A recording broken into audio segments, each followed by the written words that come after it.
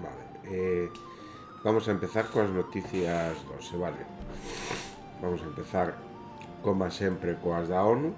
Campos dañados, escasez de insumos, inflación. Os agricultores de Gaza intentan revivir a terra tras a guerra.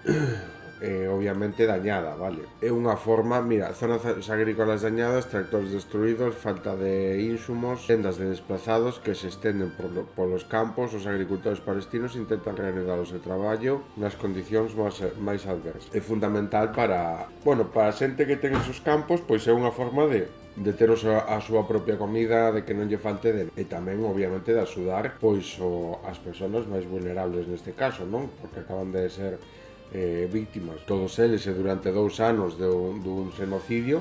Obviamente, pois fai falta toda esa reconstrucción de danos, vale? Toda a axuda que poida chegar sempre é pouca. E máis aínda, pois, cando o autor do xenocidio segue levando a cabo e segue masacrando a súa poboación, vale? Por lo tanto, por iso é tan importante levar adiante este tipo de forma de crear alimentos da zona, vale? Obviamente en contra de todo, vale? Con todas as condicións adversas posibles, peor do que se iban a imaginar. Despois, a guerra en Oriente Medio perturba a axuda humanitaria, a axuda mundial aos refugiados. O conflito ten repercusións nos suministros de axuda, facendo subir os precios e retrasando as entregas. Os máis afectados son os desamparados, mentres os fondos de solidaridade internacional fanse cada vez máis escasos. Máis de 60 días despois do inicio do conflito de Irán, a guerra do Oriente Medio ha tido repercusións moito máis alá desta rexión e está perturbando o envío da axuda humanitaria a zonas como o continente africano, alertou este venres a Axencia da ONU para os Refuxiados. Según o alto comisionado da ONU para os Refuxiados, a maior inseguridade e inestabilidade nas principais rutas do Golfo, incluído o Estreito de Hormuz, han perturbado o tráfico marítimo. O aumento dos costes do combustible, os alimentos e o flete a nivel mundial está facendo subir os prezos e retrasando as entregas de axuda humanitaria. Pois obviamente se o transporte xa de certas mercancías afecta ao norte global, toda esa axuda humanitaria que vai precisamente a visibilizar a axudar a toda esa xente que xa está pasando por todas esas circunstancias tan graves, pois vai repercutir neles tamén, vale? Vale, vamos cos vídeos de Spanish Revolution. E este vídeo, vale, vamos a verlo. Sí, porque este é importante, vale. Hay muchas razones para no comprar en Amazon. Miles. Literalmente miles. Desde las condiciones laborales en sus almacenes hasta el impacto ecológico de su modelo logístico. Desde cómo destruye el comercio local hasta cómo ha convertido el consumo en una adicción de clic inmediato. Todo eso ya lo sabes. Pero hoy no venimos a hablar de eso. Hoy vamos a hablar de la razón que lo cambia todo. Porque Amazon no es solo una tienda online, no es solo logística, no es solo entretenimiento. Amazon también es infraestructura. Servidores, nube, datos. Y esos servidores están siendo utilizados por ICE para rastrear, identificar y deportar personas. Gente que acaba convertida en datos dentro de un sistema que decide quién se queda y quién desaparece. Y ahí está Amazon, sosteniendo esa maquinaria. Solo en contratos recientes, agencias como ICE y CBP han llegado a gastar al menos $140 millones en servicios en la nube de Amazon y otras tecnológicas. Una maquinaria donde los datos sustituyen a las redadas tradicionales, donde los algoritmos deciden a quién perseguir, donde la deportación se vuelve más rápida, más automatizada, más invisible. Eso también es Amazon y vamos a señalarlo. Boicot Bezos. Boicot Amazon.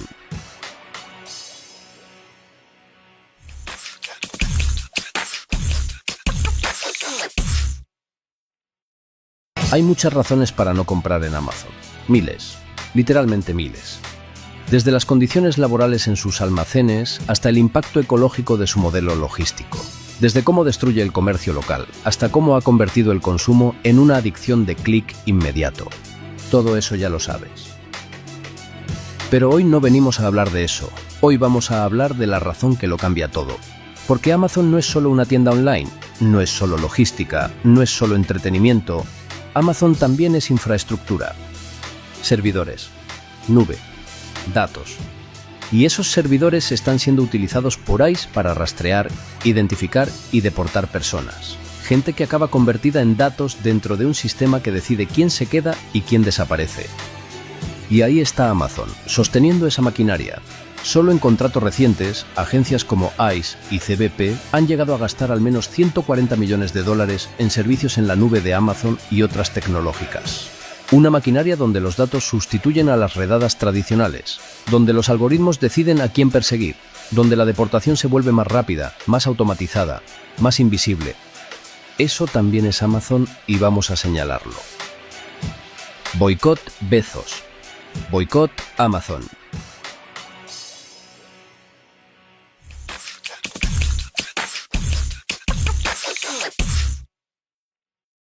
Hay muchas razones para no comprar en Amazon. Miles.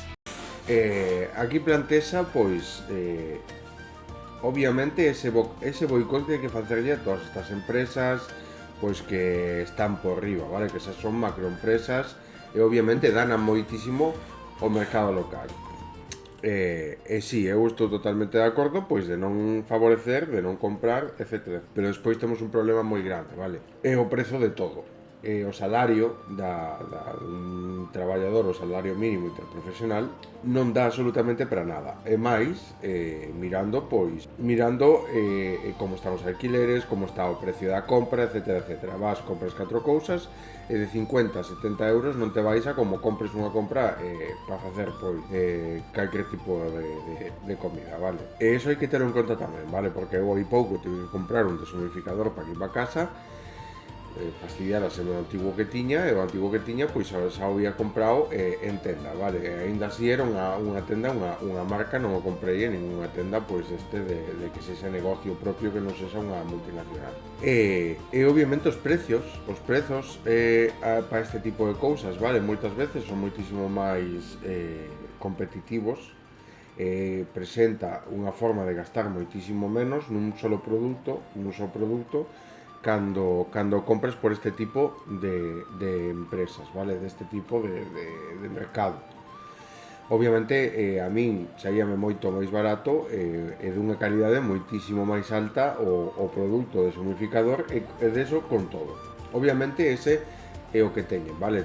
Poden comprar en unhas cantidades masivas e iso fai pois que abaraten moitos os costes e que eso repercuta pois nese comercio local que non poden comprar a esa escala e que obviamente non poden adquirir todos esos precios e non poden deixar os precios e competir con eso, vale? Ese é precisamente o problema máis grave que teñen. Despois, pois que obviamente a empresa non ten ética alguna, vale? De cara ao que se fai internacionalmente, o espionaxe, o uso das nubes, vale? De datos, de todo isto, e despois ser capaz de seguir mantendo relacións pois cun estado como é o Estado de Israel, vale? Que está levando a cabo un xenocidio, que é un estado terrorista e xenocida, e non hai que este tipo de empresas que teñen tanto poder, que teñen toda esta capacidade, vale? Que plantexan tamén pois obviamente un intercambio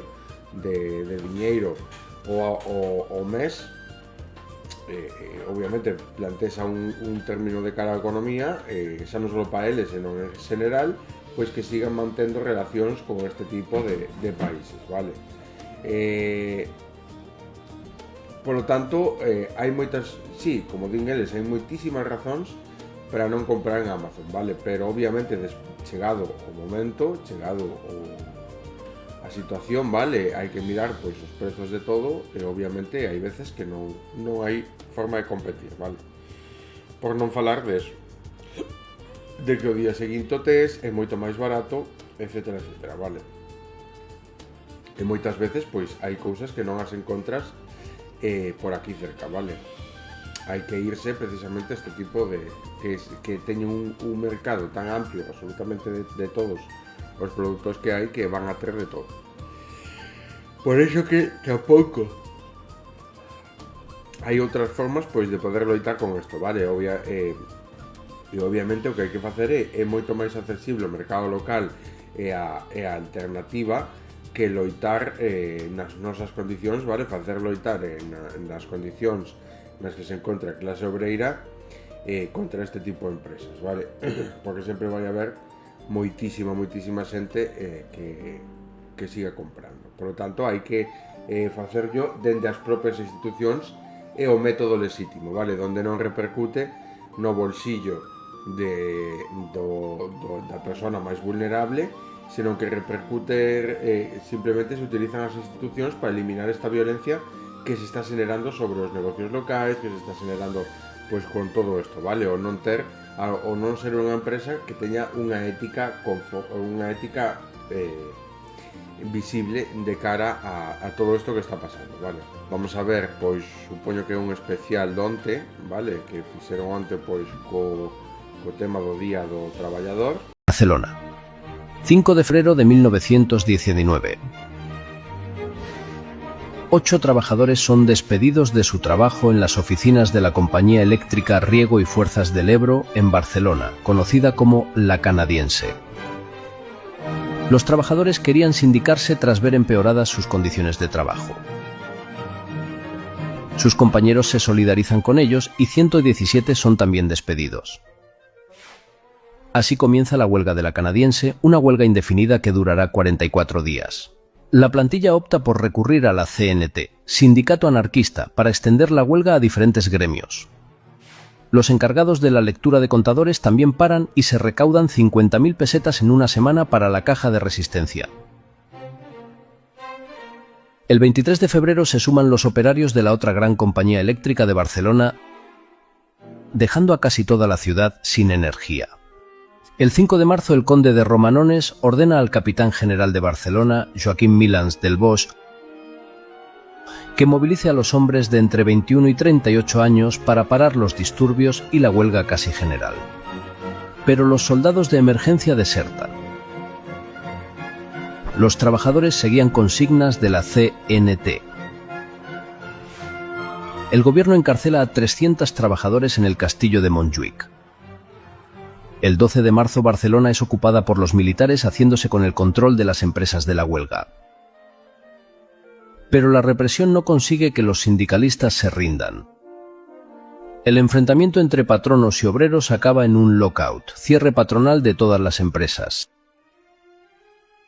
que deja en la calle a 100.000 obreros. Finalmente el gobierno convence a las empresas para que den su brazo a torcer. Los trabajadores consiguen un acuerdo bastante favorable. Jornada de 8 horas, mejoras salariales, readmisión de los despedidos, libertad a detenidos. Unas 20.000 personas se congregaron en la Plaza de Toros de las Arenas para ratificar el acuerdo. Pero el conflicto se prolonga y hay una nueva huelga general. El gobierno desata una nueva oleada de represión que culmina con el asesinato de Miguel Burgos, dirigente de la CNT, el 31 de marzo.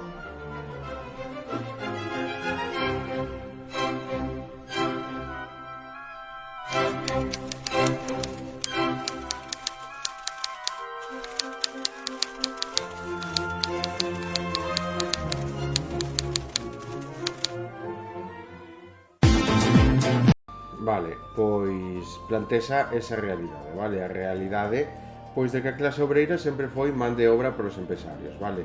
Foi unha lucha, unha loita moi importante e eles sempre tiñan ese poder, vale? O poder empresarial e sempre teñen o poder do goberno, pois que aínda que haxa intentado chegar a un acordo ás empresas para que cederan, era a parte máis admisible, vale? Nese caso, porque obviamente as condicións dos traballadores son que conseguir eses logros non plantexa un avance tan grande, vale? Aínda que obviamente o es, porque marca un antes e un despois a xornada laboral de 8 horas aquí en España, pero O que quero dicir é que sí, como din ao final de todo, obviamente os logros todos consíguense mediante as loitas, vale? Hasta ser conquistados. E como podemos mirar no vídeo, como podemos mirar como mostran eles a realidade, foi a través dese sindicato que conseguiron parar absolutamente a todos os postos de traballo, vale? Eso obviamente tivo unhas consecuencias que foron os despidos masivos, vale? Os despidos, toda a xente a calle e esa folga xeral, vale? De chegar a conseguir eso, vale? Hubo mortos, hubo paleamentos e hubo, obviamente, toda a violencia que nos podamos imaginar. Pero isto solo é un síntoma, vale? Como podemos mirar, nese caso existía unha inteligencia colectiva, vale? Unha inteligencia colectiva que neste caso tomaba as riendas desa inteligencia colectiva a CNT e aos traballadores, pois obviamente porque lles beneficiaba e entendían claramente que ese era o camiño a seguir, seguiron esas ideas, seguiron ese liderazgo que nese momento adoptou a CNT, vale? Pois obviamente avalado pola CNT leváronse a cabo pois este tipo de levouse a cabo as negociacións que ao final acabaron pois impoñendo a xornada de 8 horas, vale? A día 12 pois moitos pensarán que hai que coller as cousas como están e obviamente dunha perspectiva dun traballador, vale? O ter un traballo ou non ter un traballo, sobre todo a xente que está de temporal e que non ten un negocio fixo, todo eso, pois é consciente dese poder que teñen as empresas, vale? De que moitas veces pois hai que ir traballar e ese é o resultado, vale? Independentemente de que nos guste ou non nos guste o posto de traballo. Se nos replantexáramos as cousas dende o goberno, vale, seríamos capaces, con unha inteligencia colectiva, de contrarrestar toda esta violencia que se exerce contra nós nos postos de traballo, obligándonos a asistir tantas horas, todos os días, etcétera, etcétera, vale? Ten unha xornada laboral injustísima, porque obviamente só te deixa 2 días libres, vale? Que non chegan para nada, e obviamente os outros 5 días da semana, pois estás pendente de ter que ir a traballar, si ou si, esa é a realidade dunha persona traballadora, vale? Da clase traballadora durante prácticamente toda a súa vida hasta a xubilación.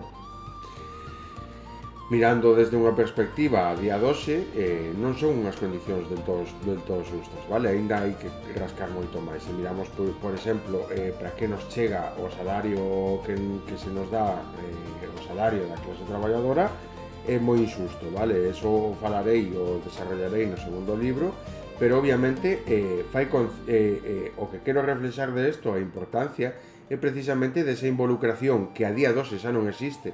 A xente acomodouse moito desde esa época, vale? Desde ese momento, precisamente porque che dan uns logros e o que queren é que te acomodes e que te acostumbres e que aceptes o que hai, que non sigas pois loitando por conseguir máis dereitos, etcétera, etcétera.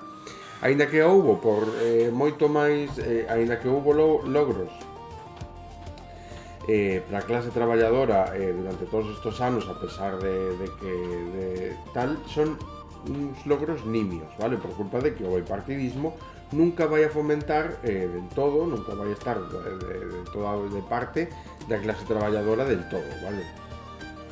Eso é o importante, eso é o que hai que darse conta. Os pequenos logros como a subida do salario mínimo interprofesional a nivel nacional, pois obviamente plantexan un cambio, pero tampouco é como para tirar cohetes, porque obviamente non chega nada, vale? Ese salario mínimo. Eso é unha das cousas que hai que ter en conta, non chega o salario tal como están as cousas, hai que regular os prezos do mercado, hai que facer unha empresa pública, un supermercados públicos, vale? Hai que ter unha serie de servizos públicos que blinden os produtos básicos, vale? Que os blinden independientemente de como este o mercado, o precio do mercado competitivo a nivel privado, facer esa distinción entre público e privado, obviamente o privado para que irá ao privado e o público pois para saciar as necesidades básicas, para surtir as necesidades básicas de cada un a uns precios tan competitivos como que non condicionen o día a día da clase traballadora, vale?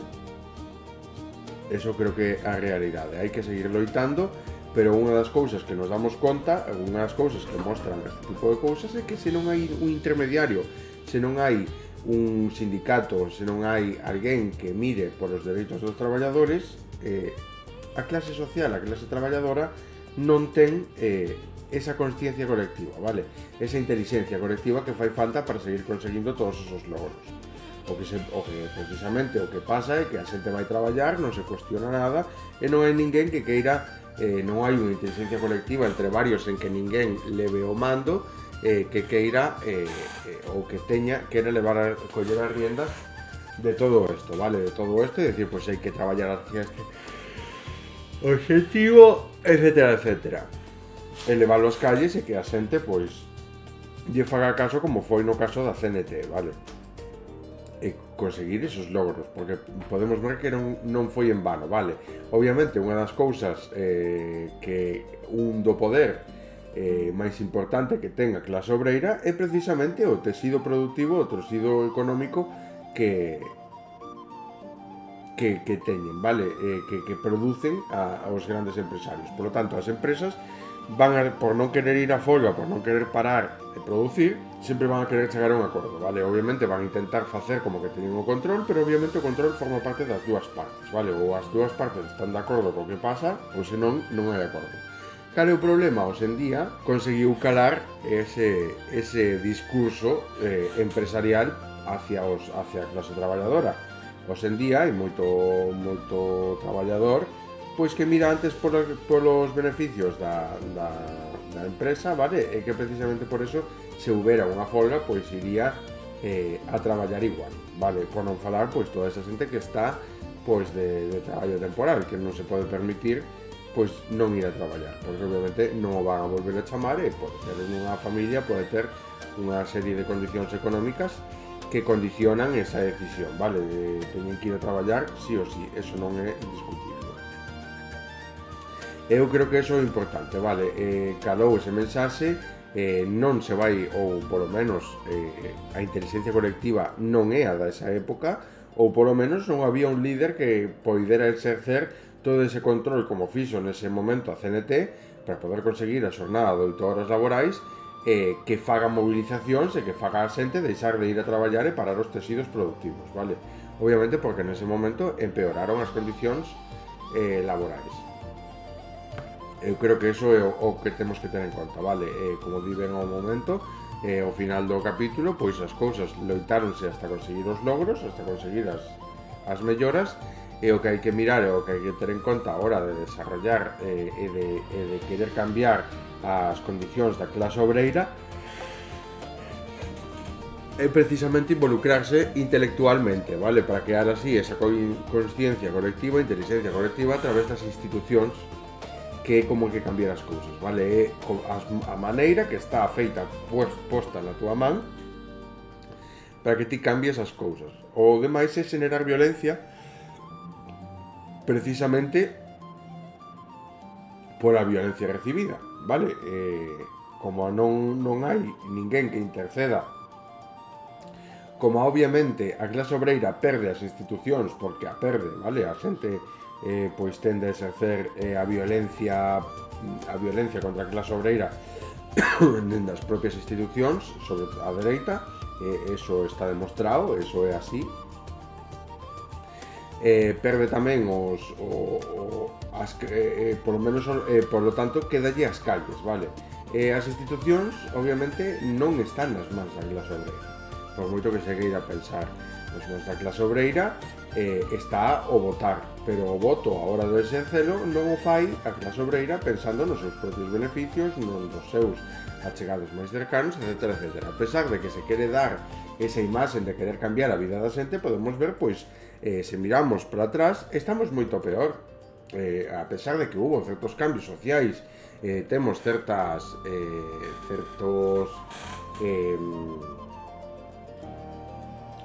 melloras e certas condicións, hai unha serie de medidas que se adoptaron socialmente en beneficio da clase traballadora, pero obviamente a vida non cambiou drásticamente. Costa moitísimo máis encher a neveira, costa moito máis chegar a fin de mes, os alquileres están nun tope. E isto é precisamente o contrario o que ten que pasar nun goberno de esquerdas, vale? Un goberno de esquerdas o que ten que facer é poñerlle as cousas moito máis simples, a vida moito máis simple a clase traballadora que os empresarios, vale? Obviamente, pois aquí os máis beneficiados sempre son os empresarios porque os precios suben e eles nunca van a perder os beneficios, vale? Os que sí que van a perder ese aforro, esa capacidade de chegar a fin de mes máis solventado con ese salario que se interpón é precisamente a clase obreira que canto menos gaste, con máis cartos chega a fin de mes, vale? Por lo tanto, uns non van deixar de gañar nunca e outros pois vai costar moitísimo máis chegar a fin de mes. Por eso é tan importante concienciarse e darse conta de que ou nos juntamos e tomamos unha serie de cambios de cara a política ou senón van a seguir as cousas como sempre ou peor, vale? Se xa estamos así con partidos ou cun partido do bipartidismo que intenta finxir que é de esquerdas, non queremos nin imaginarnos que pasaría cun partido abertamente de dereitas que as políticas que din son escándalo tras escándalo para calquera que teña 4 dedos de frente, vale? O estamos mirando aquí que cada vez que abre a boca a dereita é un escándalo, vale? ¿Verdad? Un garabato más en el hormigón de cualquier barrio. Pero esa frase corta, directa y escrita con rotulador negro contiene más análisis político que muchas tertulias televisivas de horas. Porque detrás se esconde una verdad incómoda, que vivimos rodeados de disfraces. Nos hacen creer que somos consumidores, usuarios premium, emprendedores, autónomos por vocación, socios de la empresa.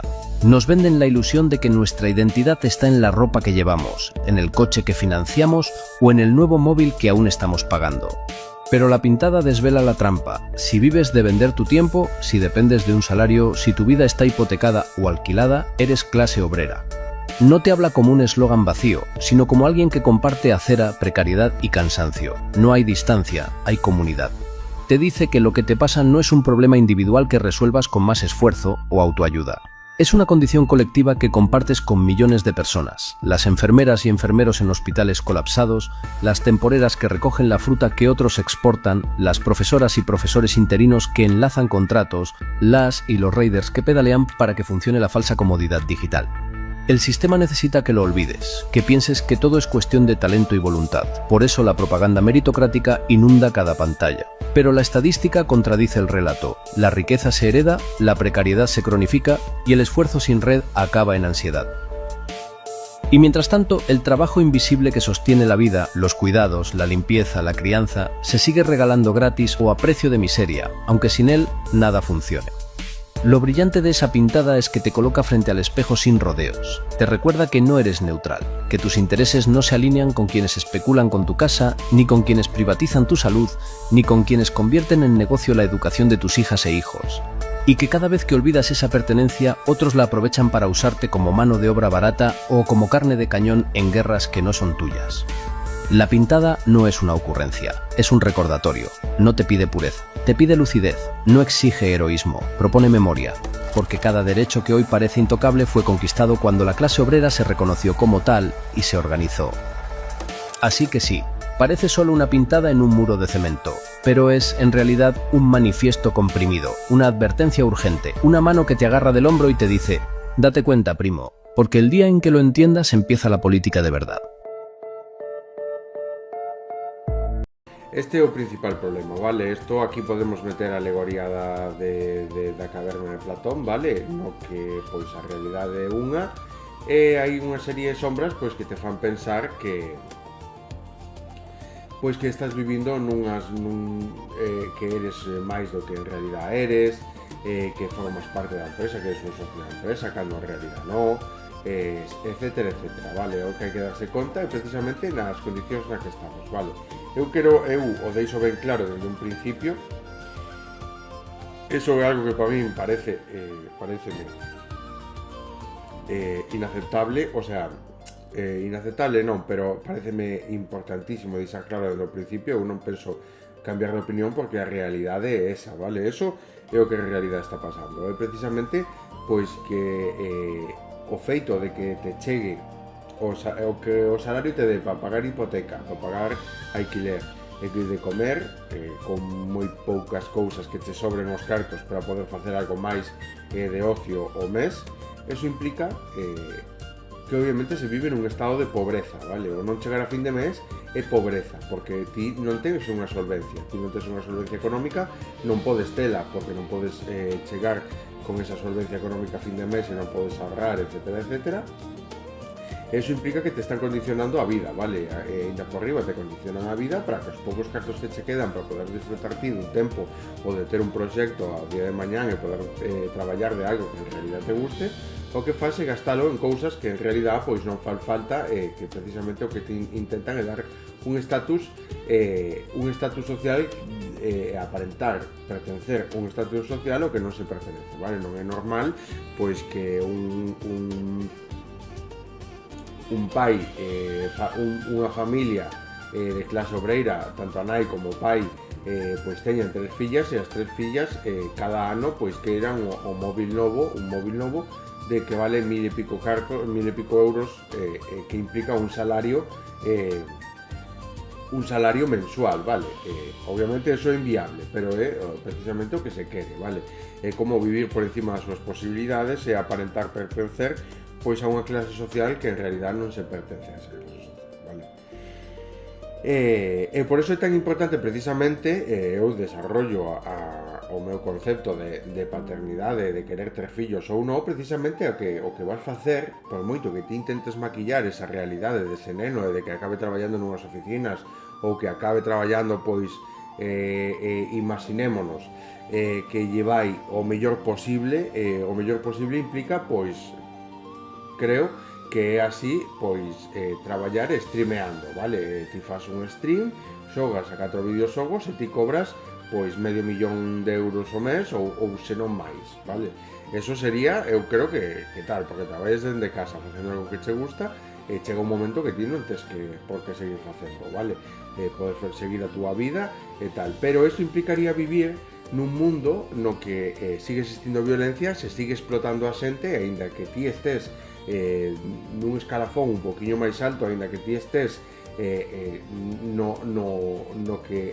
nesas condicións que impón este sistema económico, vale? Aínda que ti estés por riba, porque non che vai faltar cartos nunca, non che vai faltar nada nunca, porque eso, os cartos non é algo que condicione a túa liberdade,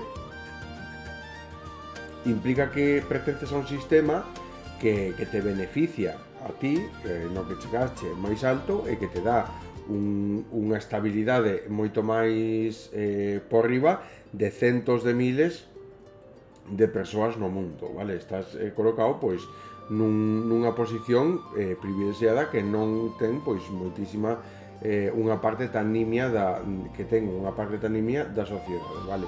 Pero eso implica tamén unha desigualdade, vale? Por lo tanto, eu considero que neste mundo ou se é esclavo ou esclavista, non podes pretencer e creer que sen axudar a xente, sen intentar involucrarte nesto para que se cambie esta situación, podes vivir tranquilo sen involucrarte e deixando pois que a xente viva nunhas condicións tan desiguales, vale?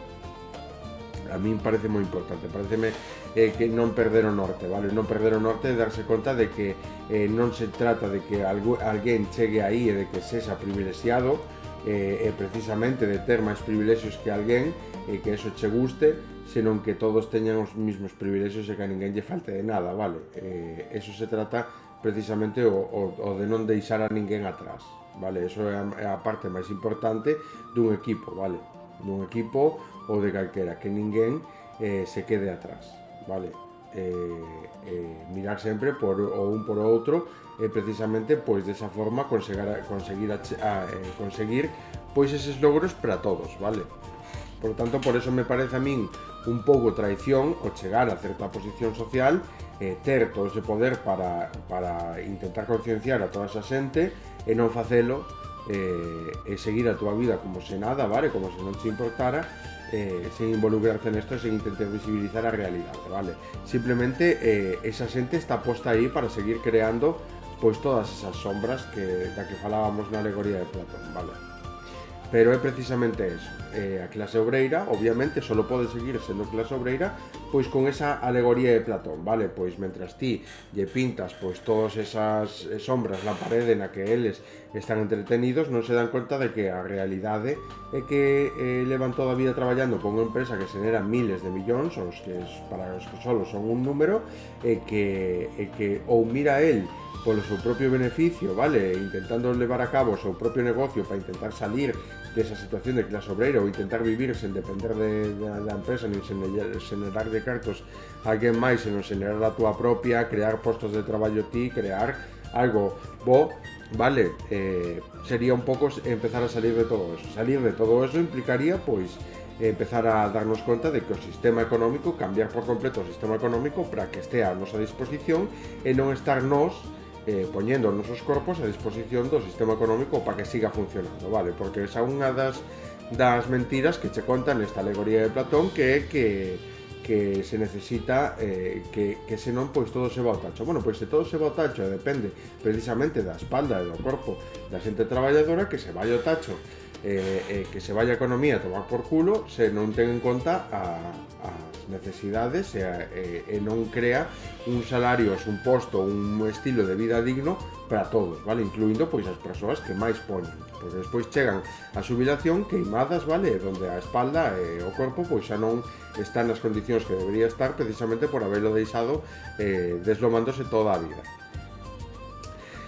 Vamos cos titulares, rápido, vale? Porque non quero levar, senón despois acabo tardísimo, tal. Trump ordena retirar 5.000 soldados de Alemania e redobla a tensión con Europa e a ONU e a OTAN, precisamente porque non lle siguen o xogo con eso, vale? Non queren dar explicacións, non din a verdade, están mentindo todo o rato con respecto a guerra do Oriente Medio, se crean os seus propios objetivos, queren engañar os demais e obviamente cada un, eles non teñen as intencións. O único que vai sair gañando aí vai ser Donald Trump e o que quere é que os demais invirtan todos esos cartos, todo eso en Estados Unidos, vale? Para axudalos a eles. E despois, pois unha patadita no cu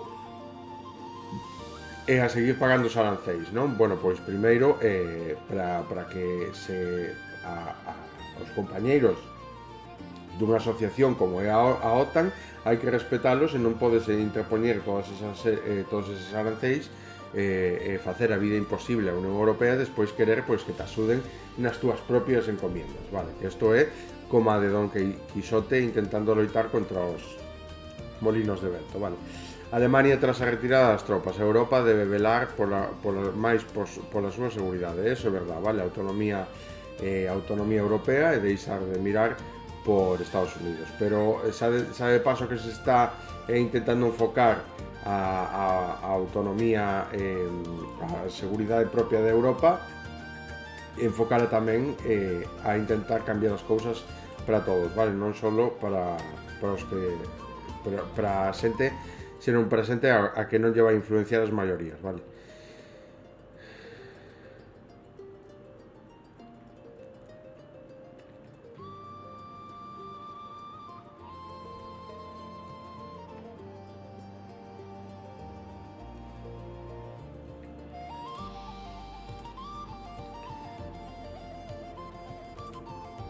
Ese é o principal titular dose, vale?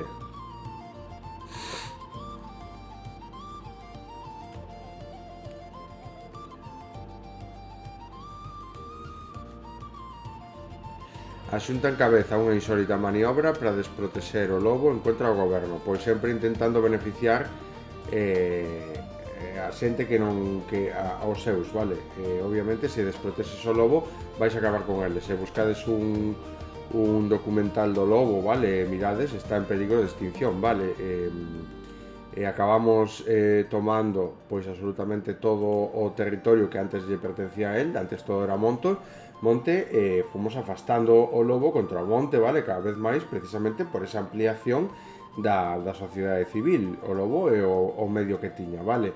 Cando nós lle quitamos ese espacio ao lobo, o lobo que ven é moi reducida, se vai reducindo cada vez máis esa zona na que podía cazar e comer. Por lo tanto, ante esa ameaza, o lobo atacaba, vale? Atacaba as poboacións e todo eso. Por eso había unha maioría, vale, o sea, había moitísima, unha plaga, por así decirlo, había unha poboación de lobos moi alta e todos os ciudadanos estaban obligados o sábado a ir ao monte a matar o lobo, vale. Pois pasado isto, ante a reducción do seu espacio vital para poder sobrevivir, a reducción da capacidade que ten para cazar e comer, e ainda por riba toda esa caza, vale? Porque se pensamos, unha das poucas cousas que lle queda ao lobo para poder comer é entrar nas casas e nas fincas e atacar os rebaños.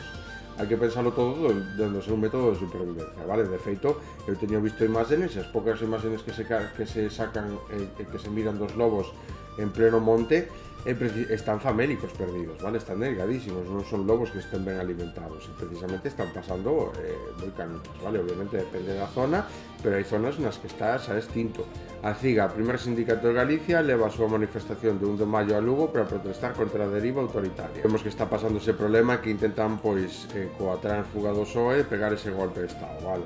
O PSE de Galicia acusa Elena Cándida de repartir fondos turísticos a dedo entre afines para comprar votos en Lugo. Cae en picado a popularidade de Trump a 6 meses das eleccións de medio mandato. Pois por todo isto de querer estar levando a cabo todo isto, toda esta parafernalia súa. E logo noticias del Sáhara Occidental, vale? Hoy, 2 de maio de 2026, da actualidade del Sáhara Occidental deixa unha sensación coñecida. Poucos cambios visuais, pero moitas señales de fondo que explican por que o conflicto segue bloqueado entre a movilización social, análisis político e denuncias recurrentes. A xornada confirma que o problema non é a falta de información, senón a falta de decisións. O 1 de maio ha servido como recordatorio do papel dos traballadores saharauis tanto nos campamentos como nos territorios ocupados. Lonxe de ser unha conmemoración simbólica, a xornada estaba marcada por mensaxes que insisten na continuidade da loita pola autodeterminación.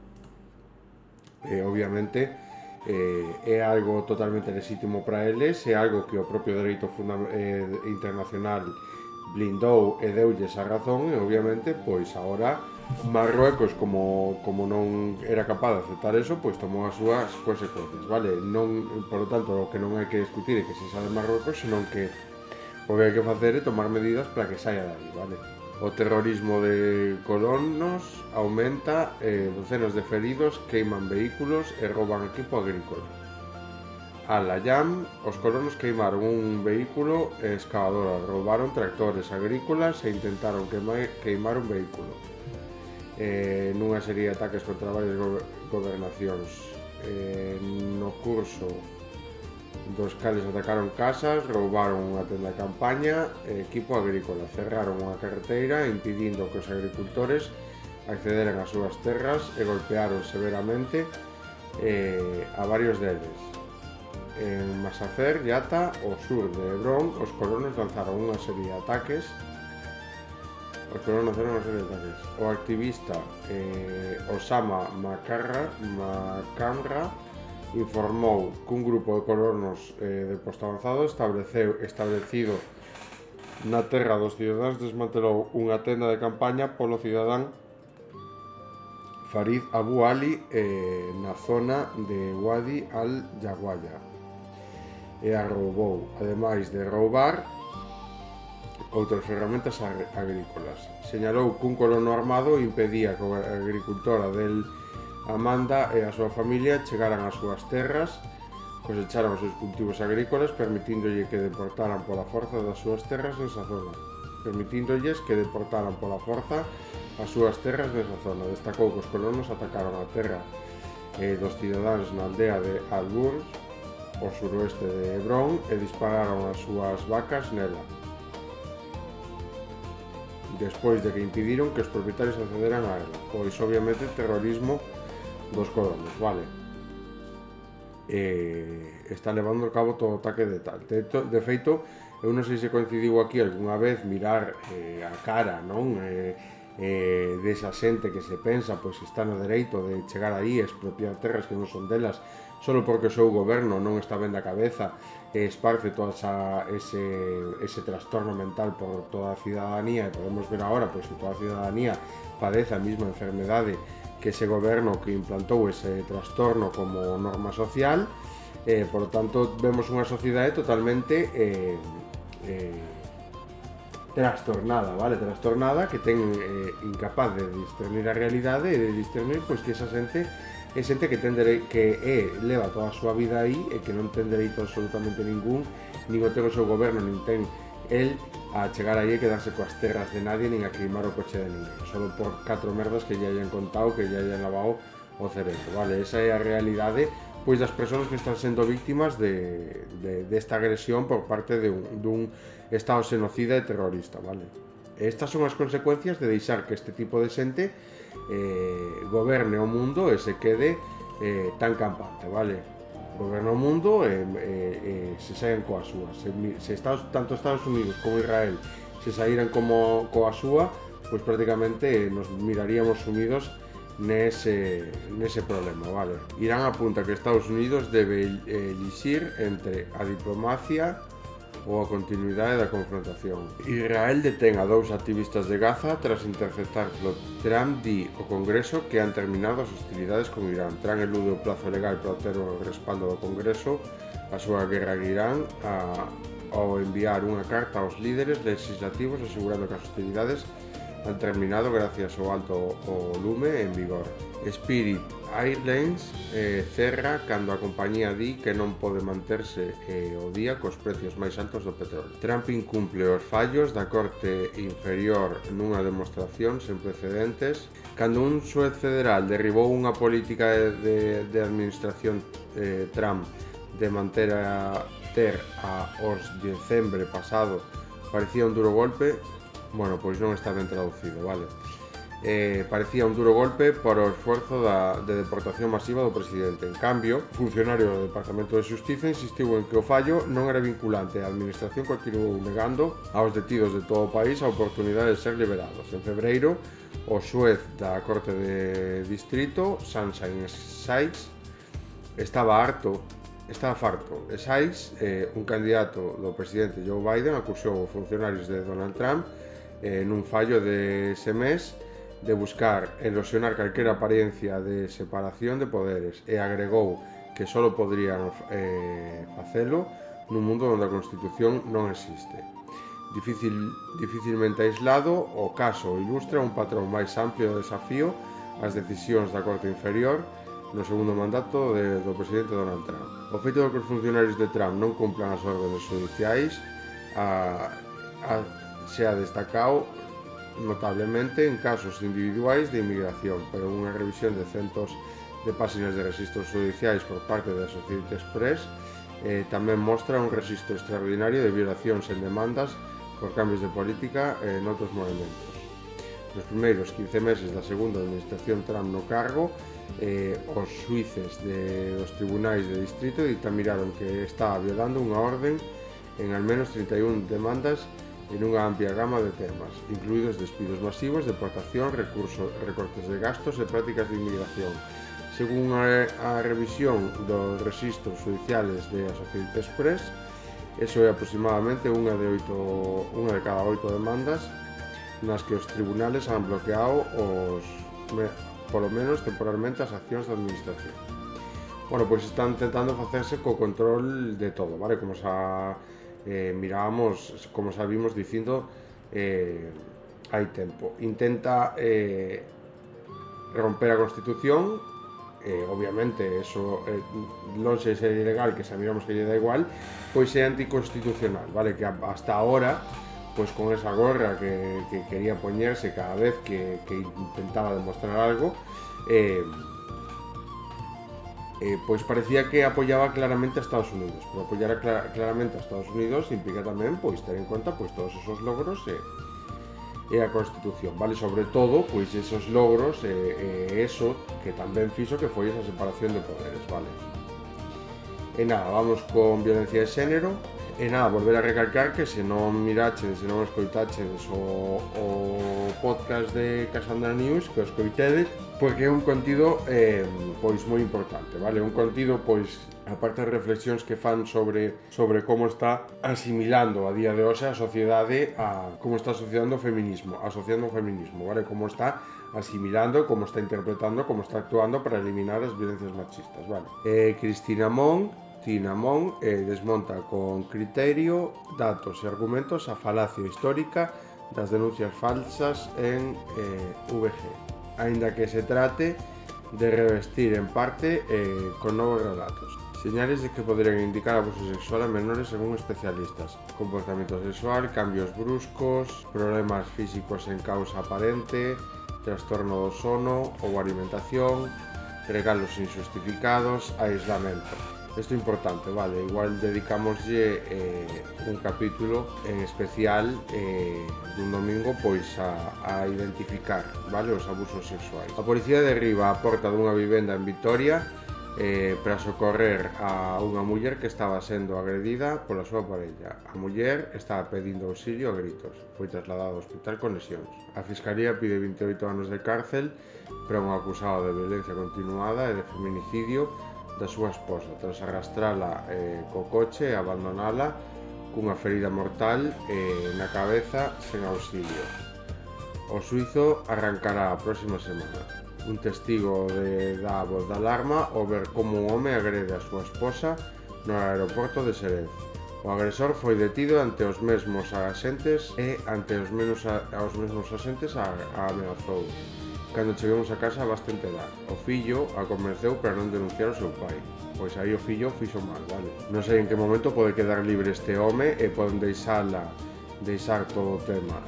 Non sei en que momento a nai falle caso ao pai e probablemente pois acabe sendo maltratado ao chegar a casa, vale? Ese creo que é un dos principais problemas. Creo que o que estamos falando aquí precisamente do que se trata é de intentar axudar as víctimas e a defensa dos precisamente esa é precisamente pois unha das cousas que se trata de que os fillos empaticen coa nai e non co pai, vale? A que está sufrindo a violencia aí é a nai que non é o pai, non sei por que ten que ir o fillo a decirlle pois que non denuncie. Ao final, eso é unha cousa que se utiliza tamén para facer presión, vale? Os pais tamén, elas tamén moitas veces, pois por non facerlle daño aos fillos, pois siguen coa situación, pero precisamente o exemplo que ten a nai, o exemplo que ten o fillo de relación de parella é precisamente ese, vale? De como o home acaba exercendo pois toda esa violencia contra a muller. A policía precinta un prostíbulo en Madrid que ofrecía rifas de mulleres prostituídas. O prostíbulo leva aberto 11 anos. Estos xa o limos, vale? E a mí parece bastante grave estes casos, vale? Estes casos son precisamente os casos nos que son perigosos, vale? A víctima non denuncia, o home sigue exercendo todo ese poder e un día que outro, pois seguramente lle cae unha paliza, vale? Precisamente por ese error. O relato tal é como correu. Poño nomes falsos imaginarios as mulleres que interviñeron, pois o despreciable protagonista nen sequera merece ter nome inventado.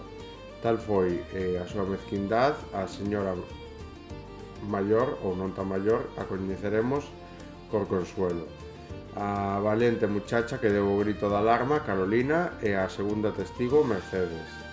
Cando a historia desgraciadamente real, como a vida mesma, que ocorreu ás 7:20 horas donte na porta de embarque número 2 do coqueto aeroporto de Xerez, Boeing 3154, con saída hacia Palma ás 8:30 e que acabou adiantándose 10 minutos. A conto para que se faga unha idea, aínda que ningún de ustedes se levara sorpresa algunha de como funciona non solo o maltrato, senón o moito que costa que as mulleres se atrevan a denunciar aos que as maltratan de palabra ou obra. Golpes e ameazas. Esperábamos decenas de pasaxeiros, había incluso overbooking, é dicir, exceso de viaxeiros, a que chegase a hora de embarcar en Xerez.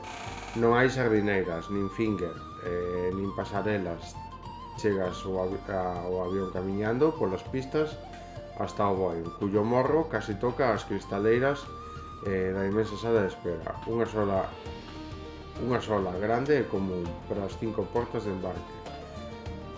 Estaba sentado espalda con espalda o matrimonio maior, coincidindo co asento do home, mentras Consuelo estaba ao seu lado, e de pronto apercibín como se a fila de asentos se movera lixeramente. Nada escandaloso pero chamativo, non lle din importancia hasta que escoitei os gritos de Carolina. A xoven que estaba sentada frente á parella, Carolina gritaba desesperada para que o home deixase de darlle codazos fortes, contundentes, nun brazo, no brazo e no ombro a Consuelo, e amenazase con algo máis.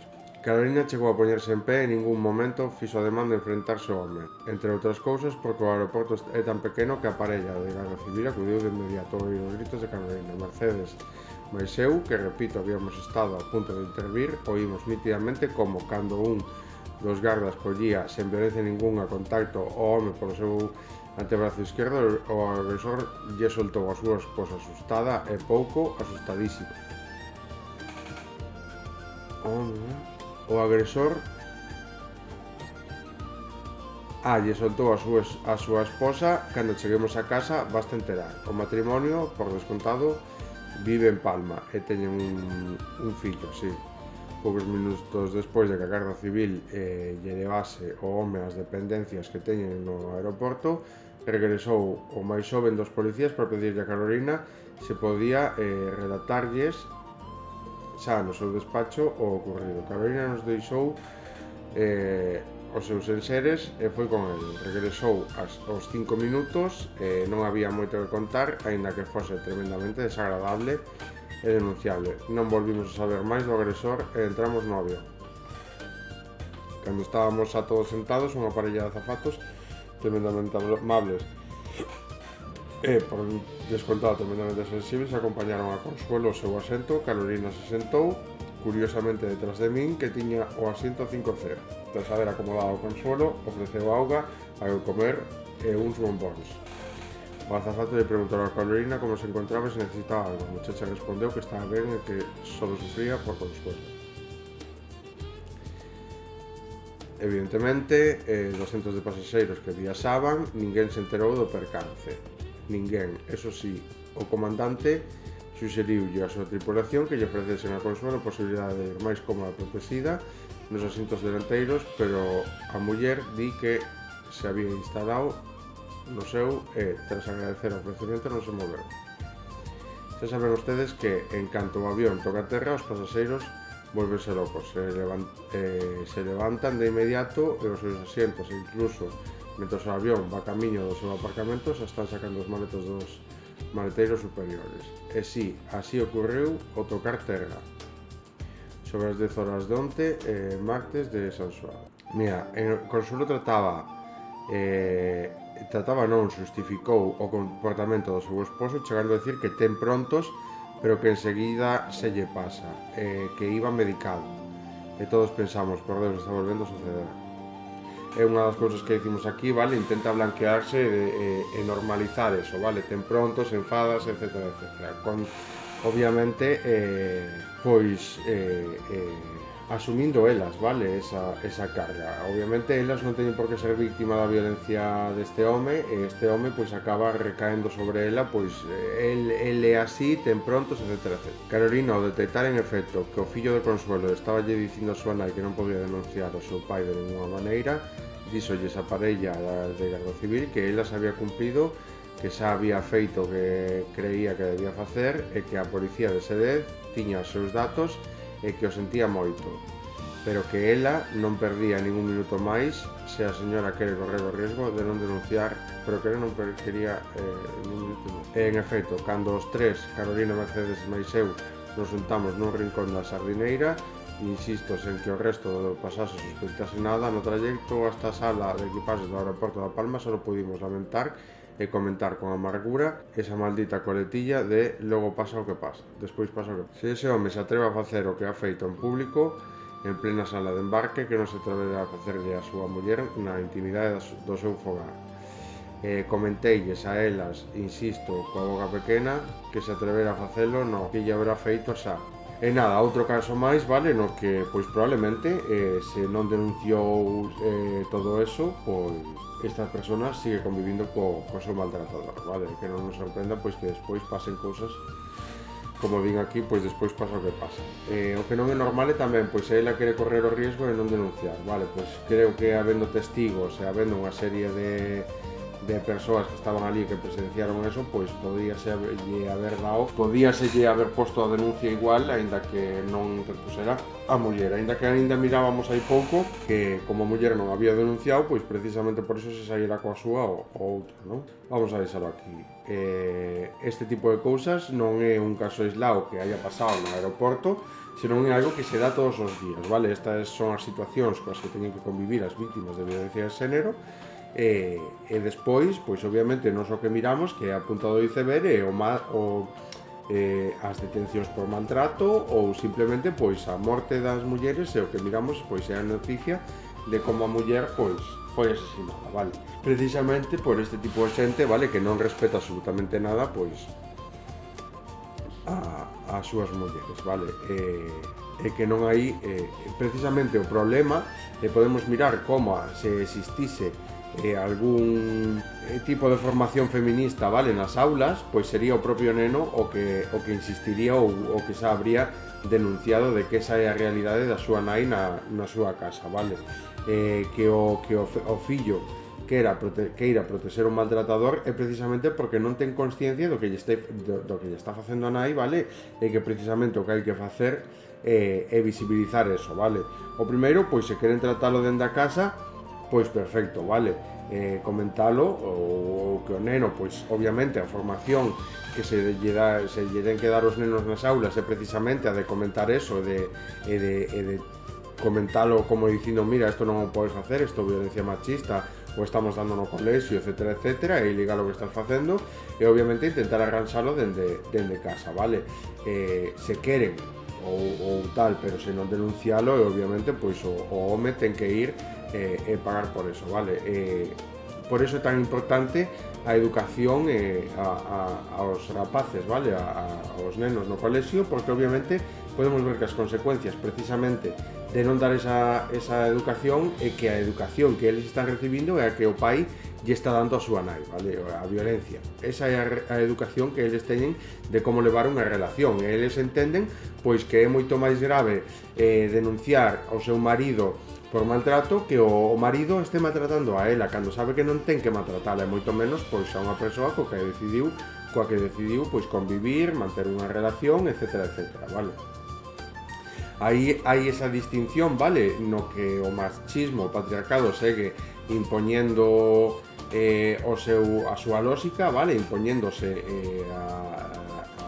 ao relato, precisamente ese, vale, o que pareza algo desproporcionado denunciar ao pai por maltrato, pero que non lle pareza desproporcionado ao fillo pois a violencia que están sufrindo na casa os dous, vale, tanto el como a ela, porque obviamente un maltratador nunca vai poder ser un bo pai, vale, eso creo que eso queda máis que claro, eso é o pai noso de cada día, vale, por lo tanto estamos dous sometidos pois a ese tipo de violencia, e o fillo pois obviamente non se ve sorprendido pola actuación do pai, senón que todo o contrario, que intenta encubrilo, por lo tanto é o día a día de cada un.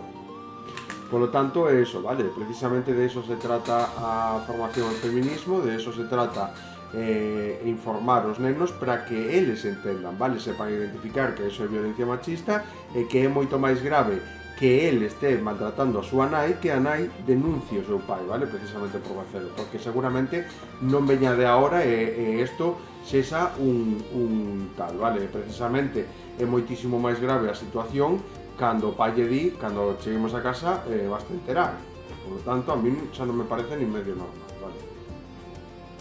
E nada, vamos a deixalo aquí, obviamente, pois vimos con este caso, que este caso expón a realidade dunha das mulleres que ten que convivir co seu maltratador, vale? Por iso é tan importante visibilizar todos os días, dende todos os medios posibles, que hai que educarse, hai que actuar contra este tipo de cousas e non deixala pasar, pois como se deixou pasar, vale?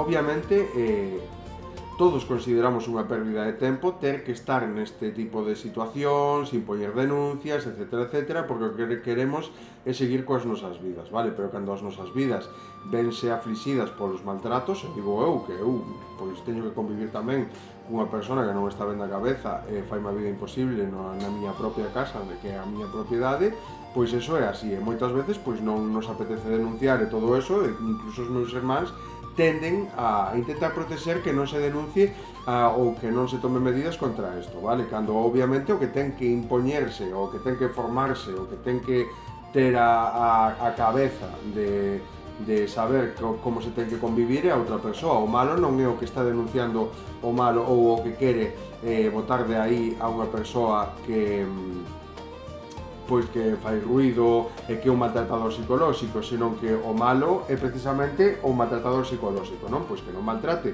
psicolóxicamente e despois as consecuencias pois non serán as que sexan, vale?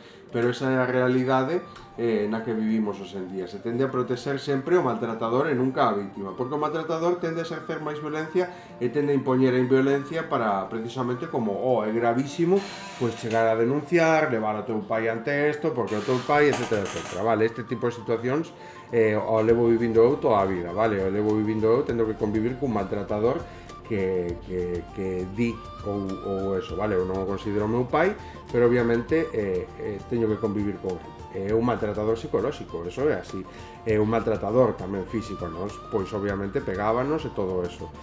Precisamente, poño un exemplo por este caso, vale? No que nos convivíamos con isto, a nosa nai tamén lle maltrataba e obviamente xa non é a primeira vez pois que un dos meus irmáns se plantea que como vai a denunciar, etcétera, etcétera. No momento no que a miña nai planteouse divorciarse, pois obviamente era un escándalo tamén, e sempre o malo sempre é o que non quere convivir nesa situación que ese home ou ese maltratador impón, vale? Ese ámbito, vale? Ese entorno de maltrato, de tóxico, vale? No que non se pode convivir tranquilamente, porque obviamente fai imposible a convivencia en unha persoa tóxica. Precisamente eso, o malo sempre é o que intenta frear esa violencia, non o que pon a violencia. E obviamente pois nunca se lle vai a recriminar nada o que xenera toda esa violencia diariamente, e sí que se lle vai a recriminar pois o que intenta tomar medidas, vale? Eu sempre estou intentando tomar medidas contra todas as injustizas que se me dan, vale? Eu podo estar en casa por depresión metido sen poder socializar con nadie porque non soporto estar con xente, pero despois hai xente que ni sequera tende a ter en conta pois unha reclamación porque a mutua decida patatas, vale? Porque non ten justificación ninguna e obviamente o que dá aí é que a opinión médica que tuvo nese momento é nefasta, vale? Obviamente o que se está mirando é que hai un facultativo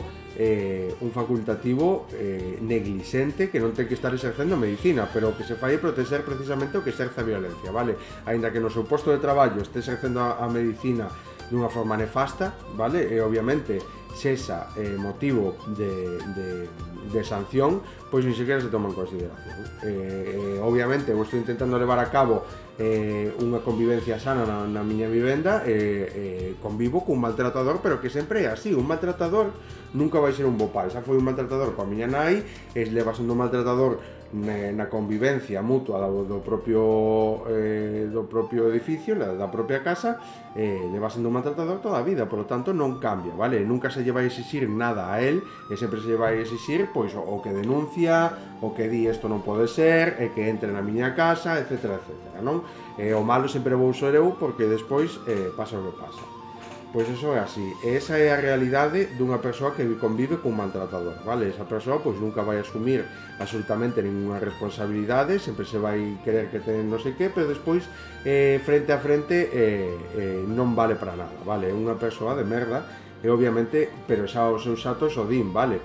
Unha persoa así non ten absolutamente nada que aportar a nada, vale? Precisamente todo o contrario, o único que pode aportar é violencia, o único que pode aportar é destruir todo peor, deixar todo peor do que o colleu, vale? Precisamente axudar a destruir, axudar a destrucción, e nunca pois axudar a construir algo bo, nunca sudar e poñer o seu graniño de arena a facer algo bo, etc, vale? Por non falar da alta autoestima que ten, bueno, é un complexo de inferioridade, pero tenden a enmascaralo cun complexo, cunha visión deles mesmos como se fosen superiores aos demais, cando en realidade é todo o contrario, no? Eu, por la miña parte, podo dicir que unha persona inteligente non é precisamente todo o contrario.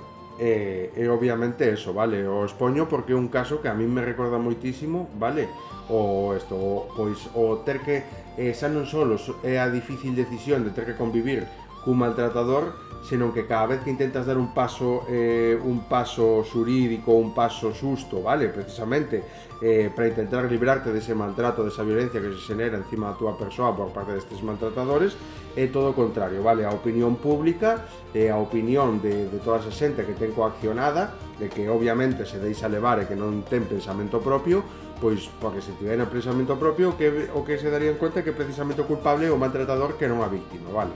É precisamente eso é precisamente pois a mentalidade de rebaño, e esta xente pois tende a aproveitarse deso coa violencia, vale? Ese modelo de violencia que nos intentan impoñer de macho alfa, como se o macho alfa fose o máis violento, fose o máis duro, fose o que menos dano pode recibir, etc, vale? Por eso que a sociedade está moi enferma, a sociedade non ten líderes e por encima está acomodada e se cree máis e se cree algo do que en realidade é. A propia realidade é precisamente isto, vale? É precisamente ver que este tipo de xente sigue convivindo tranquilamente, a pesar de que en público pois haya habido testigos e haya habido un maltrato, tanto físico como obviamente amenazas, sabes? E isto pois obviamente había que comentarlo. E nada, vamos a deixalo aquí. Isto hai que actuar, vale? Isto aquí trátase de visibilizado tamén e de aportar o noso graniño de arena, vale? Se trata de actuar, se trata de tomar as riendas e de crear inteligencia, vale? Non de crear violencia. É precisamente todo o contrario, vale?